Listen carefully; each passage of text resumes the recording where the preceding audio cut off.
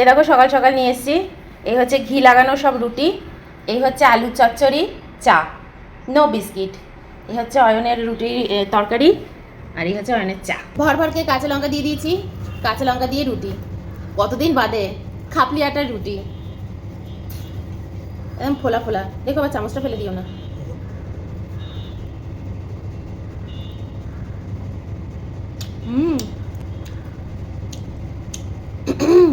গরমকালে না খুব একটা রুটি ফুটি খাওয়া হয় না, কিন্তু আজকে খুব ইচ্ছে হলো।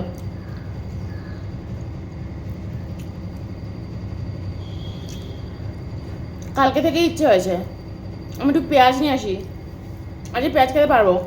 নিয়ে এসি একটুখানি পেঁয়াজ। এরকম রুটি খেতে বেশ ভালো লাগে, কিন্তু সবসময় না, গরমকালে অত দেখবে ইচ্ছে করে না। আমাদের গরমকালে খুব একটা রুটি হয়ও না।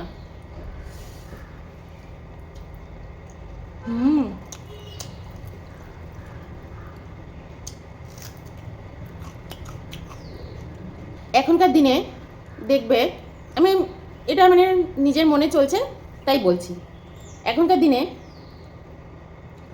একটা জিনিস আমি খুব দেখেছি, মানে চারদিকে মানুষের মধ্যে দেখবে মায়া, মমতা, ভালোবাসা এগুলো কিন্তু খুব কমে যাচ্ছে, মানে নেই বললেই চলে। ছেলে মেয়েদের মধ্যে বড় বড় দেখো স্কুলে পড়ায়, কত ম্যানার্স শেখানো হয়,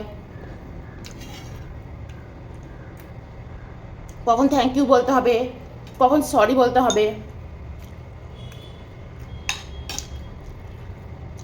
কিন্তু অ্যাকচুয়ালি মনের দিক দিয়ে সরি বা থ্যাংক ইউ কোনোটাই কিন্তু আমি দেখি না, তাই না? আমাদের বাড়িতেও আমি দেখি, এই বাড়িতেও সারাক্ষণ হোয়াটসঅ্যাপে লেখালেখি চলে, তো সব কিছু নিয়ে লেখালেখি চলে। চারপাশে যখন কোনো সমস্যা আসে সব থেকে আগে দেখি এরা ভেঙে পড়ে, তাই না বলো? সব থেকে আগে আমি দেখছি এই শিক্ষিত জেনারেশন, এই বাচ্চা, এরা সবার আগে দেখছি, মানে যারা ছোট তারা তো বোঝে না, সবার আগে তারা ভেঙে পড়ে। এই কদিন ধরে আমাদের বাড়িতে 8টা সাড়ে 8টা অবধি বাচ্চারা খেলে, নিচে খেলে, কোনো বাচ্চারা খেলছে না।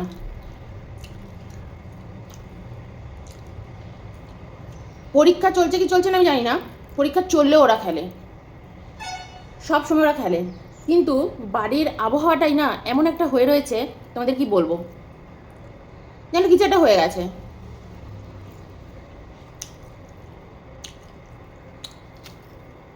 আমি এর জন্য এই কথাটা বললাম। এখন মানুষের মধ্যে না মানুষ সব আছে, পড়াশুনো, ডিগ্রি, সব কিছু আছে, সম্মান চায়, আমাকে বেশি সম্মান দাও। পড়াশোনা শিখছে কিছু শিখবো বলে না, সম্মান, আমার ডিগ্রি আছে, আমি যাকে যা খুশি বলতে পারি, অপমান করতে পারি, ছোট করতে পারি, তাই না? ফট করে উল্টো দিকে লোকটাকে অশিক্ষিত বলে দেবো, বাজে কথা বলে দেবো এগুলোর জন্য এদের জীবনে যদি একটা কিছু একটা মানে কিছু হয় না, সবার আগে ভেঙে পড়বে। আমাদের বাড়িতে এখানে এমন একটা আবহাওয়া চলছে যেন সবাই একদম ভয়, কেমন একটা যেন হয়ে গেছে, কিছু একটা ঘটে গেছে আমাদের এখানে, এরকম মনে হচ্ছে। ওর জন্যই কথাটা আরও মনে পড়ছে সকালবেলা, সকাল সকাল।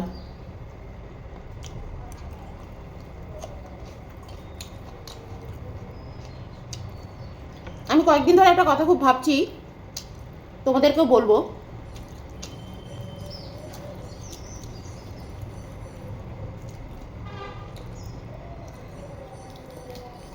মানুষের জানো তো এখন খাওয়া পড়া, জীবনযাপন, টাকা পয়সা অভাব নেই, বা ধরো টাকা পয়সার আমি ধরলাম যে হ্যাঁ সবাই সব কিছু করে উঠতে পারছে না, উপরে উপরে দেখে মনে হচ্ছে কি সবাই খুব হ্যাপি, সবাই।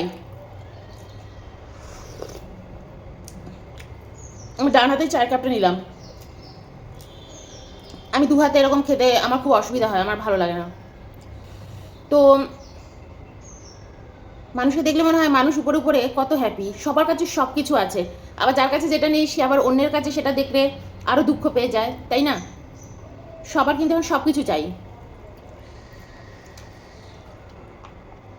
আর সবার দেখবে একটা জিনিস, সবাই সব বোঝে,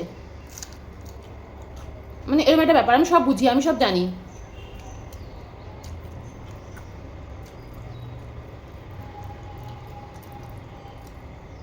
আর যখন এদের সমস্যা আসে না, পুরো একদম আছড়ে পড়ে, শেষ হয়ে যায় একদম। সব ভিতরে ভিতরে কিন্তু খোকলা, সব খোকলা।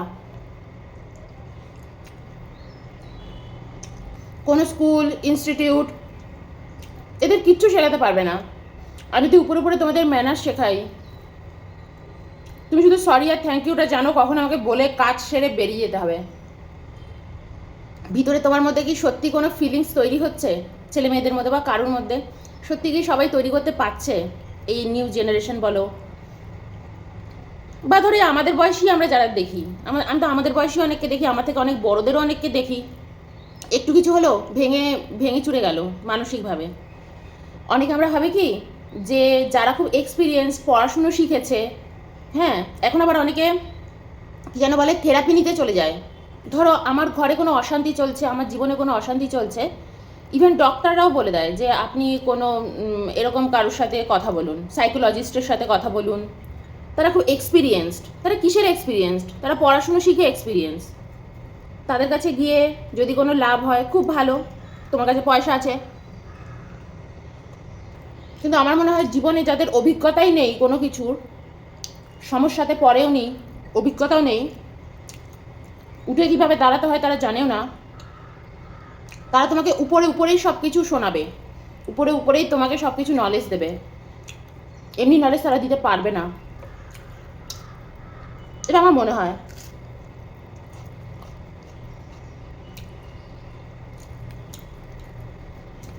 এবার যারা চলে গেল এরকম লোকের কাছে, তাও হয়তো কিছু পাবে, কিন্তু ওরা যারা যেতে পারছে না, এটা কিছুদিন ধরে আমার মাথায় চলছে। আমি এটা নিয়ে ভেবেছি যে আমি আমার চ্যানেলে কথাও বলবো। তো আমি ব্রেকফাস্ট টেবিলে বসে বসে এই সময়টা কাটাই তোমাদের সাথে, তাই আমি কয়েকটা কথা ভেবেছি তোমাদের সাথে এটা নিয়ে আলোচনা করব। আমি যখন আগে খাওয়ার চ্যানেলটা করেছিলাম, ওটাও কিন্তু আমার ব্লগিং চ্যানেলই ছিল, লেমন ড্রপস জ্যোৎস্না। ব্লগিং চ্যানেলটাকে পরে আমি খাওয়ার চ্যানেল বানিয়েছিলাম। ভেবেছিলাম যে ওখানে তো রোজ রোজ আমি ব্লগিং, এমনি আমার জীবনটা খুব সাদামাটা জীবন, আমি রোজ রোজ সেখানে সব কিছু কী পোস্ট করবো, আমার রান্না বান্না খাওয়া। তো সেখান থেকে আমি ভেবেছিলাম যে আমি একটা খাওয়া দাওয়ার চ্যানেল করি, যে কীরকম খাওয়া দাওয়া করা উচিত, খাওয়ার মাধ্যমে মানুষের জীবনে কত রোগ ভোগ সেরে যায়, আমি কত সুস্থ হয়ে উঠেছি, ওগুলো আমি বলতে পারবো, আমার জীবনের অভিজ্ঞতা।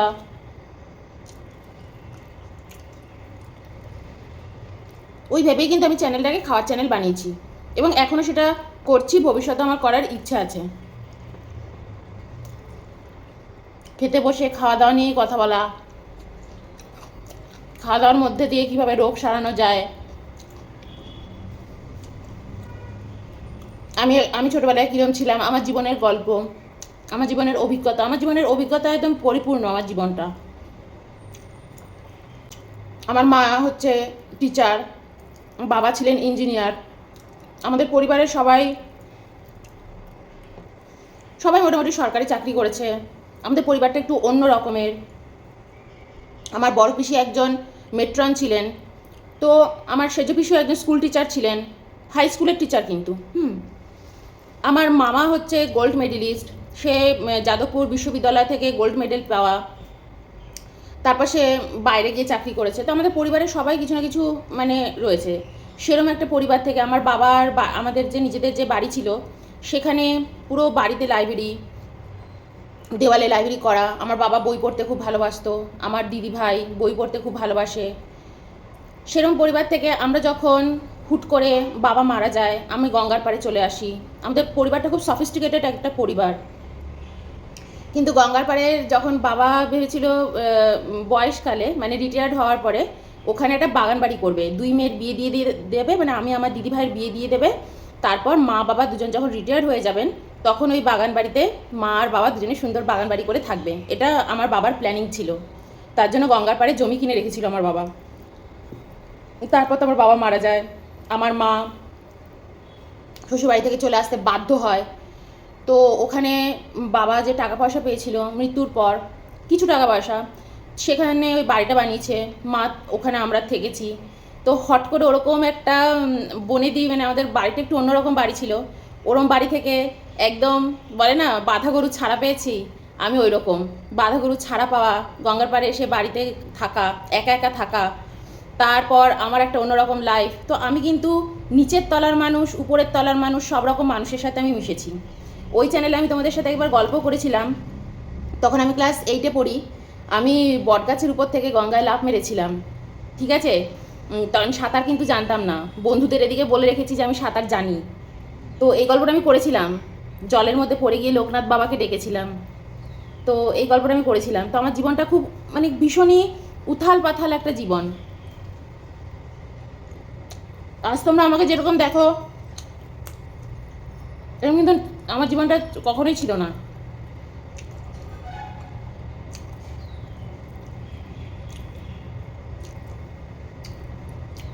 অয়নের সাথে বিয়ে করা, অয়নের সাথে বিয়ের পর আবার একটা সফিস্টিকেটেড লাইফ, আবার একটা উচ্চ মধ্যবিত্ত সমাজে এসে বাস করা।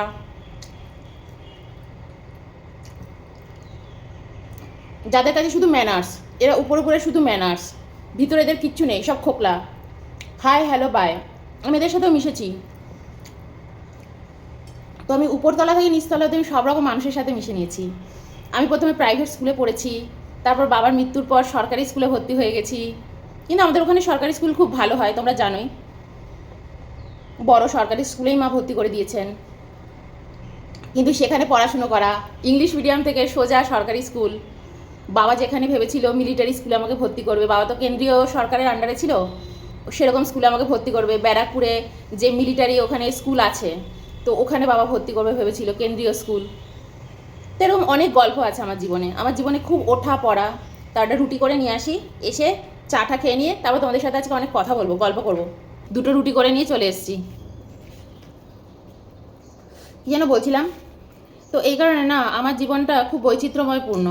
আমি ছোটোবেলা থেকেই সব রকমের লোকের সাথে মিশে বড় হয়েছি। ছোটোবেলায় যখন ঠাকুরদার বাড়িতে থেকেছি, তো আমাদের পরিবারটা না একটু কনজারভেটিভ পরিবার ছিল, ঠিক আছে, বাঙাল পরিবার, আমরা কিন্তু বাঙাল বাড়ি, কিন্তু খুব কনজারভেটিভ পরিবার। সেখান থেকে যখন আমি গঙ্গার পাড়ে চলে এলাম, সেখানে একদম অন্যরকম, কেউ কিছু বাধা দেওয়ার নেই, বকার নেই। জীবনে আমি সব কিছু কিন্তু দেখে দেখে শিখিনি, আমার শিখিয়েছে, এমন কিছু শিখিনি, থেকে পড়ে কষ্ট পেয়ে শিখেছি আমি। আমার দিদিভাই তাও অতটা পায়নি।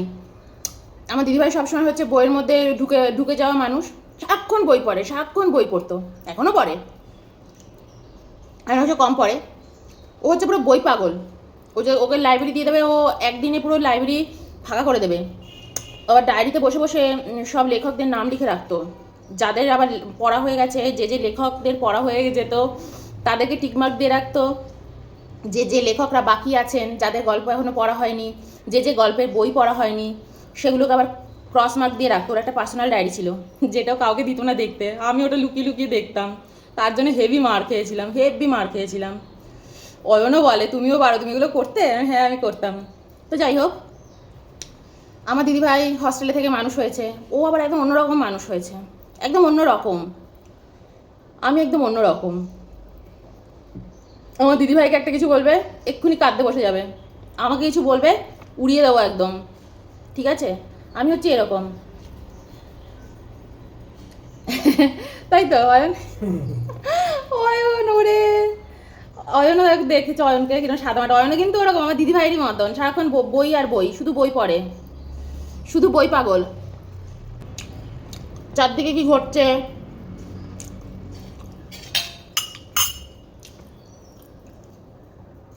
বিপদে পড়লে কি করব, এই মুহূর্তে আমি বিপদে পড়েছি, আমি কি করব?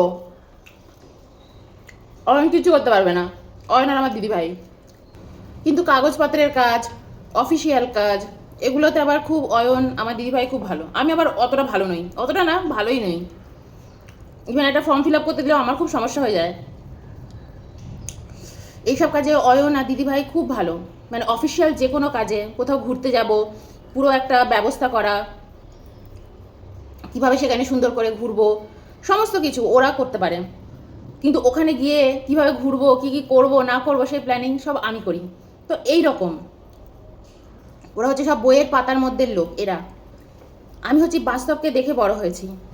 ইভেন আমি অয়নকেও অনেক সময় দেখেছি ভেঙে পড়তে, আমার দিদিকেও দেখেছি আমি ভেঙে পড়তে। আমি কিন্তু লাইফে ভেঙে অত পড়িনি, সবসময় মায়ের সাথেই ছিলাম, হস্টেলে কখনো যাইনি, বাড়িতেই থেকেছি, সব কিছু দেখেছি, সব কিছু ছোট্টবেলা থেকে। যখন থেকে আমার মানে সবাই বুঝতেও হয়তো অত শিখিনি যে কী ঘটছে, কেন হচ্ছে, কিসের জন্য হচ্ছে, তখন থেকেই কিন্তু আমি সব কিছু দেখছি, দেখে দেখে বড় হয়েছি। দেখেছি, শিখেছি, কষ্ট পেয়েছি, কিন্তু আমি সব কিছু দেখেছি।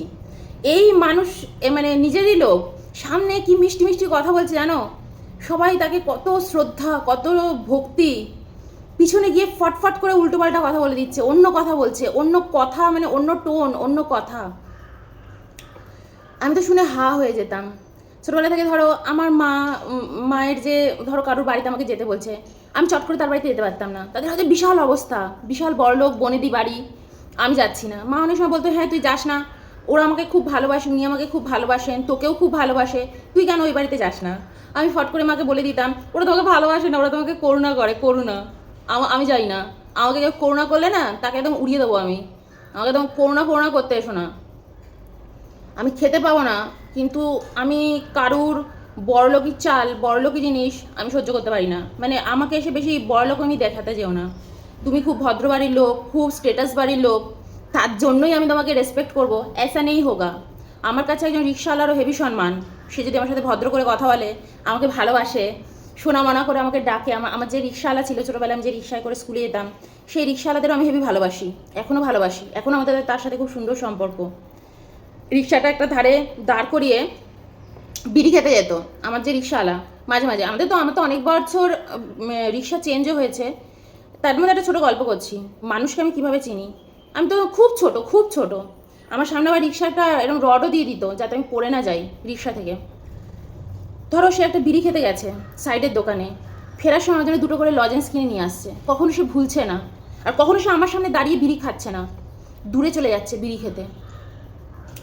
যখন আসছে আমার জন্য দুটো লজেন্স কিনে নিয়ে আসছে। আমি ওটা কখনো ভুলিনি, কখনো না। একদিন খেতে খেতে বাড়িতে এসে মা বলছে, কী রে, কে দিয়েছে? আমি বললাম, গণেশ কাকু দিয়েছে। বলছে, গণেশ কাকুর থেকে তুই আবার লজেন্স নিয়েছিস? আমি চাইনি মা, গণেশ কাকু বিড়ি খাচ্ছিল, আমার জন্য দুটো লজেন্স কিনে এনে দিয়েছে। বলছে, আচ্ছা কখনো নিস না, একই তো গরিব মানুষ, থাক। তো আমি না এইভাবে লোককে চিনি। এখনও যখন গণেশ কাকুকে দেখি, এখনও আমি হাসি, কথা বলি। এটা কিন্তু আবার তোমাদের ওই গণেশ কাকু না, ওই গণেশ কাকু আবার অন্য। তখন আমি মামা বাড়িতে থাকতাম, মামা বাড়ি থেকে ওখানে যেতাম। তো আমি ছোটোবেলা থেকে এইভাবে মানুষকে চিনেছি, ঠিক আছে? কত দায়িত্ব তার, বৃষ্টি হচ্ছে, ঝড় হচ্ছে, তবু সে আমাকে নিতে আসছে। তো আমার কাছে তার ইম্পর্টেন্স অনেক বেশি। আমি যাতে পড়ে না যাই, বারবার করে পিছনে তাকাচ্ছে, মামন সোনা ভালো করে বসেছো তো সোনা? মা যে হ্যাঁ ভালো করে বসেছি, পড়ে যাবো না, বলে রডটা ধরে বসো, পড়ে যাও না কিন্তু, ব্যাগটা আমাকে দিয়ে দাও, সামনে ঝুলিয়ে নিচ্ছি। আমার কাছে এদের খুব গুরুত্ব গো, আমার কাছে এদের খুব গুরুত্ব। ওই সফিস্টিকেটেড বাড়ি, দামি দামি খাবার, দামি দামি পায়েস, মিষ্টি দিয়ে যাচ্ছে, কখনো তো ছুঁয়েও দেখতাম না। ভিতরে খুব রাগ হতো আমার, নিশ্চয়ই ব্যাটা আমাদের করুণা করছে, নিশ্চয়ই আমাদের অত দামি ভালো পায়েস দিয়ে যাচ্ছে, ভাবছে আমরা হয়তো অত দামি পায়েস করে খেতে পারবো না, তাই এত কিশমিশ কাজু। মানে এটা আমার ভিতরে খুব চলতো, যেটা আমার দিদিভাইয়ের মধ্যে কখনো। আমার দিদিভাই ওই বাড়িতে হয়তো সারাক্ষণ পড়ে আছে, বিকজ ওদের বাড়িতে অনেক বড় লাইব্রেরি রয়েছে, আমার দিদিভাই সারাক্ষণ ওই বাড়িতে পড়ে রয়েছে। তো আমার মধ্যে ছোটোবেলা থেকেই খুব এরকম যে আমি মানুষকে এইভাবে দেখি না, আমার কাছে মানুষের গুরুত্ব খুব অন্যরকম। তো যাই হোক, এতগুলো কথা বলছি কারণ এতগুলো কথা মনের মধ্যে চলছে, তাই বলছি। একটা কথা থেকে শুরু করে আরও অনেক কথা চলে আসে না, আমি তো কোনো স্ক্রিপ্ট লিখে বলি না, তাই যেটা বলি মনের মধ্যে আসে বলি। হাত ধুয়ে নাও তুমি। তো যাই হোক, আমি এখন পয়েন্টে আসি, মেন পয়েন্টে। আমি যে কথাটা বলতে চাই তোমাদের সাথে, একটা ভিডিওর মধ্যে অনেক কথা বলা যায় না, অনেক কিছু বলা যায় না।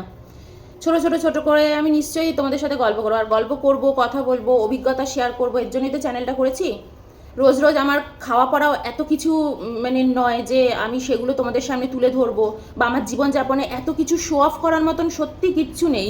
একটা চেরা নাইটি পরে এখন বসে তোমাদের সাথে গল্প করছি, সাজগোজের তো কোনো বালাই নেই, দেখেইছই আমাকে। তো আমার কাছে এত শো অফ করার নেই, আমার কাছে আছে আমার শুধু আমার জীবনের অভিজ্ঞতা, গল্প। তো আমি একটা কথা খুব ভেবেছি যে তোমাদের সাথে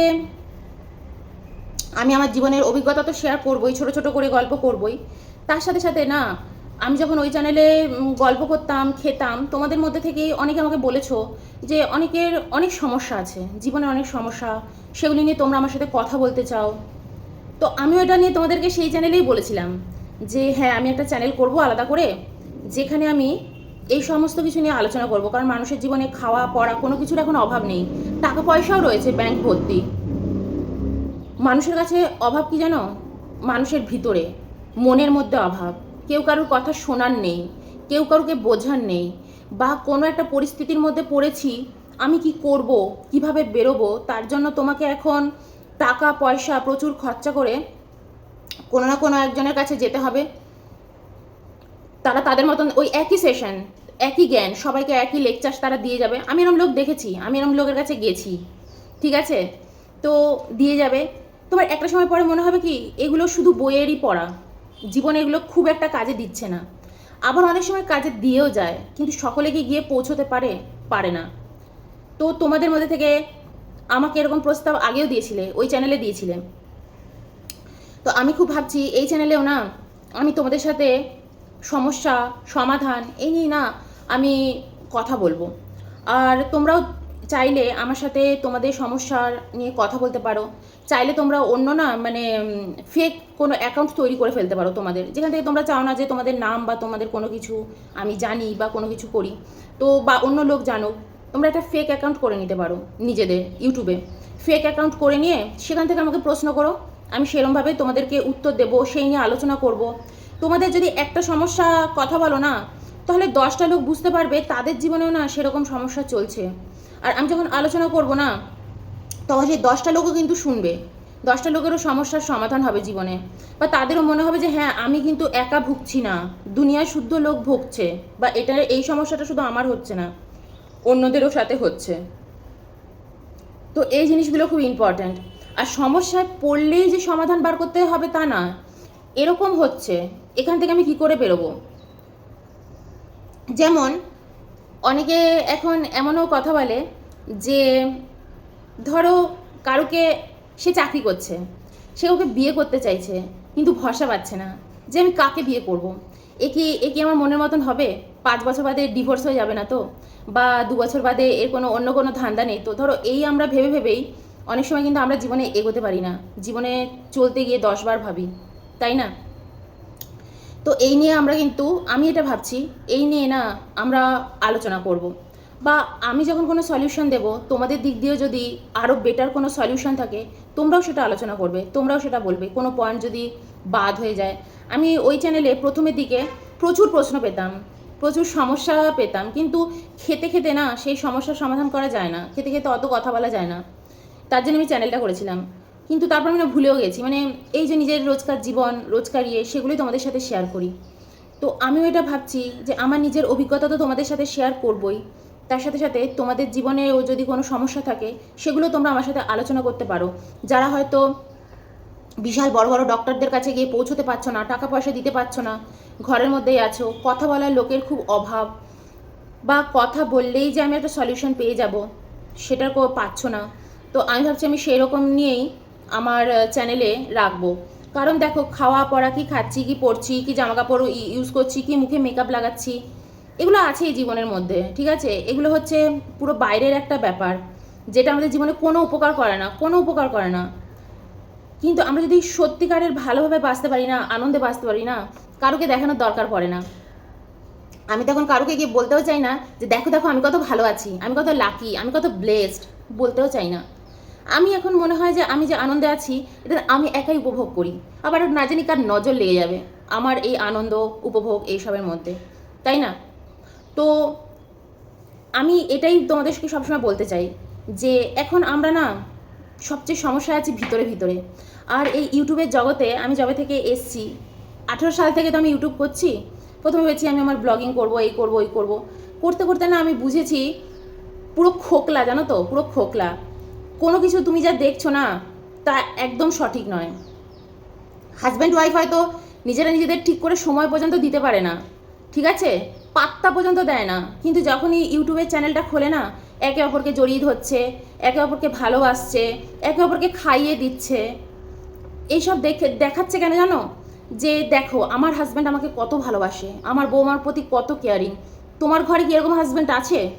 এগুলো সবসময় তারা প্রিটেন্ড করতে চায়, তারা সবসময় দেখায়। আমার বর আমাকে দেখো ভ্যালেন্টাইন্স ডেতে সোনার রিং দিচ্ছে, কানের রিং দিচ্ছে, ঠোঁটের লিপস্টিক দিচ্ছে, সোনার গয়নাগাটি দিচ্ছে। ঠোঁটের লিপস্টিক তো ছাড়ো, সেটুকু তো তোমার বড় তোমাকে দিয়ে দেবে। সোনার গয়নাগাটি দিচ্ছে, তোমার বর দিচ্ছে। তোমার তখন কি মনে হবে জানো তো, এদের হাজব্যান্ডরা কত ভালো, এরা কত ভালো আছে। আর আমার হাজব্যান্ড একটা গোলাপ পর্যন্ত এনে আমার হাতে দেয় না, ফালতু লোক, এরকম তোমাদের মনে হবে। আর এইসব বোঝানোর জন্যই কিন্তু এরা এগুলো করে। বর খাইয়ে দিচ্ছে, বউ জড়িয়ে ধরছে, চুমু খাচ্ছে, এগুলো তারা দেখায় যে আমাদের দেখো আর শেখো। তো আমার বর যদি আমাকে চুমু না খায়, আমাকে যদি গোলাপ এনে না দেয়, তার মানে আমার বর আমাকে ভালোবাসে না, তাই তো? এবার আমার যখন শরীরটা খারাপ হয়, সে আমার কোমর টিপে দিচ্ছে, আমাকে সঙ্গে সঙ্গে এটা আমাকে ভিডিও করে তোমাদের দেখাতে হবে, নইলে তোমাদেরও আমি বোঝাতে পারবো না যে তোমাদের বরেরা কত ফালতু। তোমাদের বরেরা কোমর টিপে দেয় না, আমার বর কোমর টিপে দেয়, তাই তো? তোমরা যখন আমাকে এসে লেখো, পম্পান্টি বলেন, আরও অনেকে আছেন, তারা আমাকে বলেন অয়নের মতন ছেলে হয় না, অয়নের মতন ছেলে হয় না, এত ভালো ছেলে অয়ন। তোমরা কি করে বোঝো? আমি তো আমার বরকে দেখাই না, খাওয়ার চ্যানেলেও দেখাই না, আমার এই চ্যানেলেও দেখাই না। কি করে এসে বলেন আপনারা অয়নের মতন ছেলে হয় না, এত ভালো ছেলে, এত ভালো ছেলে? কি করে বলেন? ও তো আমাকে খাইও দেয় না। আজ অবধি কোনোদিনও দেখায়নি যে অয়ন আমাকে এসে রোজ দিচ্ছে, পেন্ডেন্ট দিচ্ছে, গয়নাগাটি দিচ্ছে। এই তো আমি একটা ছেঁড়া নাইটি পরে বসে আছি, ছেঁড়া জামা পরে পরে বসে আছি, কি দিচ্ছে? আজ অবধি বলিও নি যে সে আমার জন্য কি করেছে, আমি তার জন্য কি করেছি। দুজনে যখন আমরা ঘর থেকে বেরিয়ে এসেছি, কিভাবে বেরিয়ে এসেছি, কিভাবে আজ এই পথটা চলছি। আমি কিন্তু অয়নের চাকরি বাকরি দেখে বিয়ে করিনি। অয়ন তখন নিজে মাস্টার পড়ছে, পড়াশুনো করছে, কি চাকরিও পাবে। আমাদের ওখানে সব প্রেসিডেন্সির ছেলেরা চাকরি না পেয়ে ফ্যাল ফ্যাল করে ঘুরছে। কই, আমি তো করিনি। আমি ওরম ছেলে দেখেই বিয়ে করেছি, ওরম ছেলে দেখেই প্রেম করে নিয়েছি। কিভাবে আমরা আজ এই জায়গায় এলাম, কিভাবে কি করছি, আমি না এগুলো এই কারণে বলছি।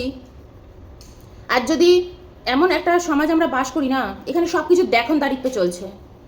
যা কিছু মানুষ পেয়েছে এইটুকুও যদি পায়, দেখাবো দেখাবো আর বলবো তোমরা কত ফেকলু, তোমরা কত গরিব, তোমাদের কাছে নেই, আমার কাছে আছে। এটা হচ্ছে এখনের সমাজের ইয়ে। হাতে গয়নাগাটি পরে বসে আছে, সেজে গুজে বসে আছে। আর সাবস্ক্রাইবাররাও তো তাই, যারা ভিউ নিচ্ছে তারাও কিন্তু তাই। অন্যদের গিয়ে বলছে আরে তুমি সাজছো না, তোমার কপালে টিপ নেই, তোমার মুখে মেকআপ নেই, তোমার ঠোঁটে লিপস্টিক নেই, তোমার হাতে চুড়ি নেই, তোমার কিছুই নেই। হ্যাঁ, আমার কিছুই নেই, তোমার আছে তো? তুমি ওগুলো পরে খুশি তো? রাত্রে তুমি শান্তিতে ঘুমোতে পারো তো? ভালো আছো তো? আজকে তোমার বর যদি তোমাকে সত্যি ভালো নাও বাসে, শ্বশুরবাড়ির লোক তোমাকে নাও ভালোবাসে, তাহলে তুমি ভালো থাকবে না? তাহলে তুমি অসম্মানিত? তাহলে তো কি তুমি খারাপ? নিজের মতো নিজেকে ভালোবাসা যায় না? নিজেকে সম্মান দেওয়া যায় না? লোক আমাকে সম্মান দেবে তবে আমি সম্মানিত? পুরো ভণ্ড একটা সমাজ। সমাজ এমন একটা জিনিস না, নিজের মতন করে সব কিছু চালাতে চায়, নিজের মতন করে। যেখানে যেটা ফিট লাগে সেখানে সেটা বসিয়ে দেব, সব কিছু পারফেক্ট থাকবে। কি করে পারফেক্ট থাকবে? কি করে পারফেক্ট থাকবে? আমার হাজব্যান্ড হয়তো খুব কম ইনকাম করছে, সে আমাকে তার মতন করে ভালোবাসছে। সে হয়তো অফিসে গিয়ে তাড়াতাড়ি বাড়ি চলে আসছে আমার কথা ভেবে, এটাই তার আমাকে দেওয়ার। আমি তার ঘরে আসার সাথে সাথে রোজ অশান্তি করছি, আমাকে তুমি এটা দাও না, ওটা দাও না, সেটা দাও না। তো এটা অশান্তি নয়? এটা আমরা কোথা থেকে পাচ্ছি? অন্যকে দেখে। আমার বর আমাকে কিচ্ছু দেয় না, আমার বর আমাকে ভালোবাসে না, আমি কারোর থেকে কোনো রেসপেক্ট পাই না, কিচ্ছু পাই না। সবসময় এটা না পাওয়ার জ্বালা, না পাওয়ার জ্বালা। কেউ আমাকে যদি কিছু নাও দেয় তাহলে আমি ভালো থাকতে পারি, ঠিক আছে? আমার বর যদি আমাকে কালকে ভালো না বাসে, তোমাদের অয়নদা যদি কালকে আমাকে ভালো না বাসে, তাহলে কি আমার কোনো সম্মান নেই? ও আমাকে ভালোবাসবে তবে আমার সম্মান, ও আমাকে না ভালোবাসলে আমার কোনো সম্মান নেই? ফেকলু আমি? নিজেকে সম্মান দাও, নিজেকে ভালোবাসো। কে কাকে গোলাপ দিল, কার বর কাকে খাইয়ে দিল, কার বর কাকে চুমু দিয়ে অফিস গেল, ওইসব ঢপের ভালোবাসা দেখানোর দরকার পড়ে না। ওসব দেখায় মানুষ যারা খোকলা হয়, অ্যাকচুয়াল খোকলা, তাই না? তোমার মধ্যে যদি এটা বোঝানো হয়, তোমার নেই, আমার আছে। তো এর জন্য তো আমি এই নিয়েই না আমার চ্যানেলে বিভিন্ন সেশন রাখবো, বিভিন্ন রকমভাবে কথা বলবো, আমার মনে যা চলবে আমি এইগুলোই তোমাদের সাথে শেয়ার করব। যে কে আমাকে সম্মান দিল, কে আমাকে ভালোবাসলো। আমার শ্বশুরবাড়ি যদি আজকে আমাকে রোজ ধরে লাথায়, রোজ ধরে আমার সাথে অসভ্যতাম করে, তবু আমি লোকের কাছে গিয়ে বলবো আমার শাশুড়ি মা আমাকে খুব ভালোবাসে, আমার শ্বশুর আমাকে খুব ভালোবাসে। আবার শাশুড়ি মাও বৌমা তাকে হয়তো এক মুঠো খাবারও দিচ্ছে না, বৌমা তাকে সহ্য করতে পারে না, লোকের কাছে গিয়ে বলছে আমার বৌমা খুব ভালো, আমার জন্য এটা করছে ওটা করছে। কেন? যাতে লোকে বোঝে যে আমি হেভি আছি, আমি হেভি মান সম্মান আমার বাড়িতে। এইভাবে কিচ্ছু পাওয়া যায় না, খোকলা জীবন। সত্যিকারের ভালো থাকতে হবে, তবে তুমি সুস্থ থাকবে, তবে তুমি ভালো থাকবে। তুমি যখন মরে যাবে না, তুমি যখন মরেও যাবে তার আগে তুমি আনন্দে থাকবে, বলবে হ্যাঁ এই জীবনটা আমার খুব সুন্দরভাবে কাটিয়েছি, যা ভাল লেগেছে তাই করেছি, আমি খুব ভালো কাটিয়েছি। আর এই মানুষের কাছ থেকে সম্মান পাওয়ার ইচ্ছে আজ মানুষকে এত অপরাধের দিকে নিয়ে যাচ্ছে। মানুষ আমাকে সম্মান করবে, চিনি না, শুনি না, জানি না, কাউকে চিনি না, তারা আমাকে সম্মান করবে। আমার গয়না গাটি, সাজ গোজ, পোশাক, এগুলো দেখে লোক আমাকে সম্মান করবে। এই আর মানুষও ঠিক তাই করে, মানুষও ঠিক তাই করে। সব খোকলা। জিজ্ঞেস করো আপনি হ্যাপি, আপনার লাইফে আপনি হ্যাপি? না, হ্যাপি নই। যখন আমি ঘরে ফিরি, দরজা বন্ধ করে দিই, ফ্যানটা চালিয়ে দিই, হালকা একটা লাইট জ্বালিয়ে খাটের উপর টায়ার্ড হয়ে বসি, তখন বুঝি আমি কত খোকলা, আমি কত একা, তাই না? চলো।